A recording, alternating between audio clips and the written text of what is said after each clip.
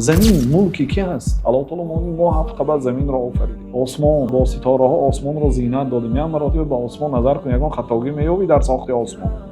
با هم مراتب نگاه کن، با یگان خطاگی میابی چشمی تو به خودت ناامید برمیگردد. از آسمان خطاگی یافته نمیتونه. ما این آسمان به ستونی که میبینید آفریدیم میگه الله تعالی. یعنی علم فیزیک گیرید، شیمی گیرید، استرونومی گیرید، دلخواه علم دنیوی گیرید. و این کی آفرید؟ درباره کی سخن؟ درباره مخلوق الله تعالی سخن میکنه. الله تعالی میگه که خلق کل شیء. الله تعالی تمام چیز را آفرید. و هو بكل شیء علیم. الله تعالی به همه چیز عالم است، دانا است و علمش هم الله تعالی نازل کرد. بنابراین میگه که حکمت اشیا اگر دانه یقین نیست هرگز زاده مغرب زمین، بلکه آن علمی سماوی بوده است، هم به شرق و غرب مساوی بوده است.